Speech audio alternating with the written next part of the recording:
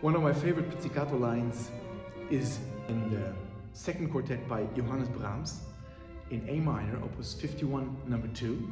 It is a pretty long passage in the first movement, entirely pizzicato.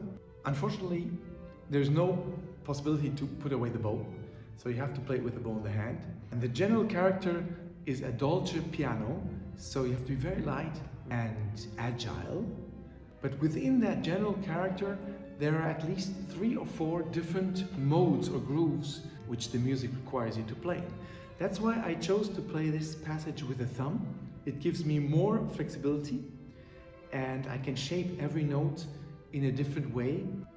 On the other hand, being really soft and having the opportunity to play a very tender quality. So let's have a look at the different functions that are required. First of all, it is creating harmonies, 1 harmony per bar. That's how it starts. Now it's 2 harmonies per bar.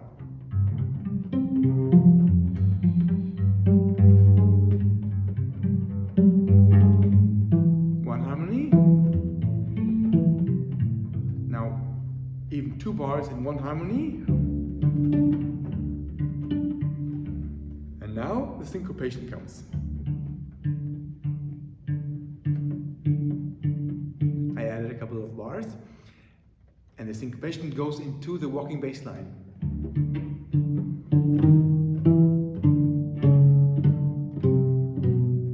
Occasionally I switch the finger here, but you can also go on with the thumb.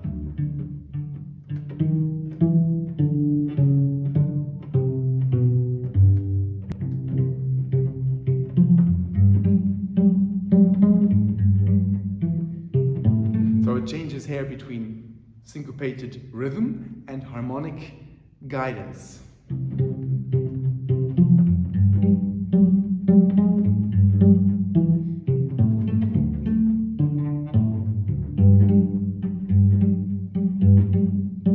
You might notice that I play the bass notes a little bit longer than the syncopated notes, which gives it a special texture and avoids every note of being the same. Just because Brahms notes dots in the beginning doesn't mean that every note has to sound alike.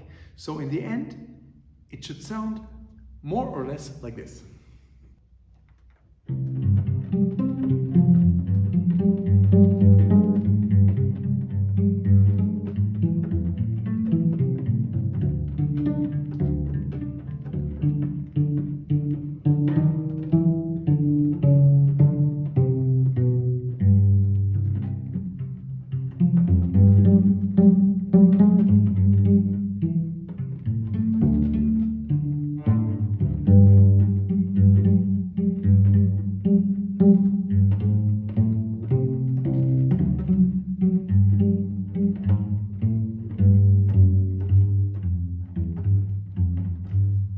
So let's hear what it sounds like with all instruments.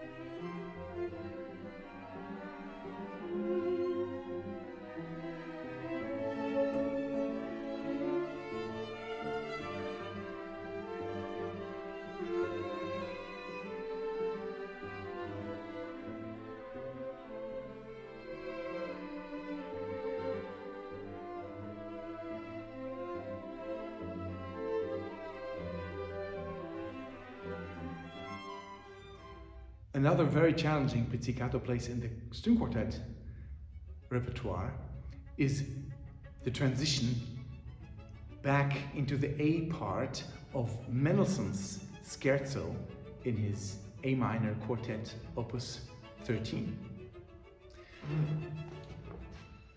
So we have a transition from a very crispy virtuoso part back into the andante, which is a rather tenderly walking and swinging place with a beautiful sung line of the first violin. So this is an extreme change of character within 7 bars. It slows down, but it's not only supposed to slow down, I think it's also supposed to change the texture of the sound quality.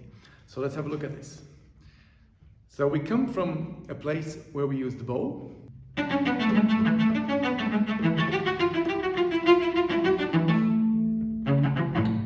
So this is the character we come from. And then in the same tempo, which is really fast, we start the pizzicato.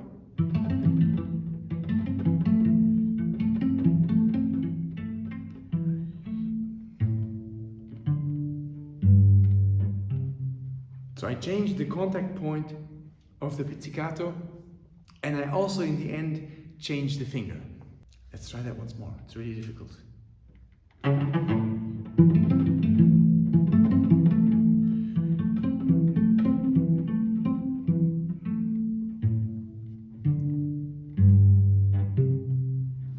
Something like that.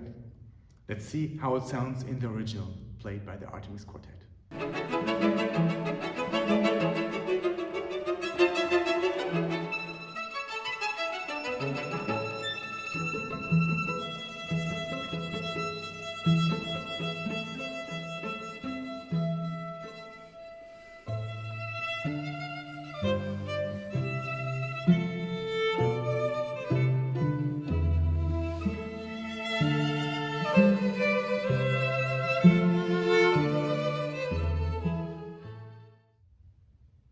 As a final example, I would like to show you a part of a movement that consists entirely of pizzicato.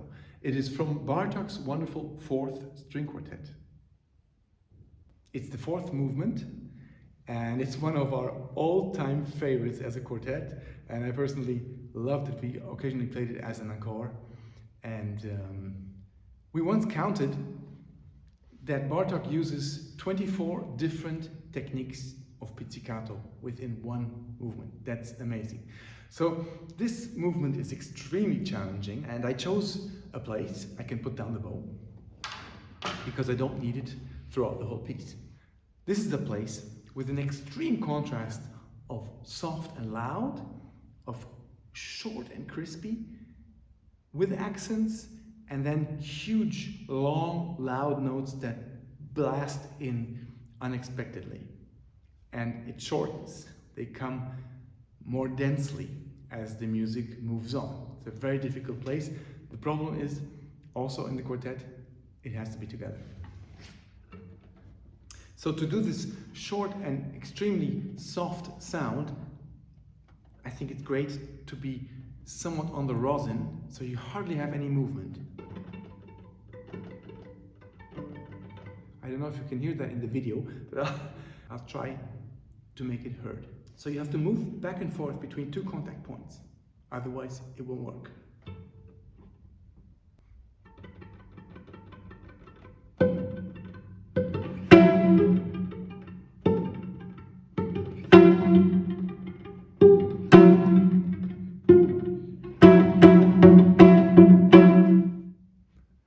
Let's have a look how the young Artemis Quartet played it.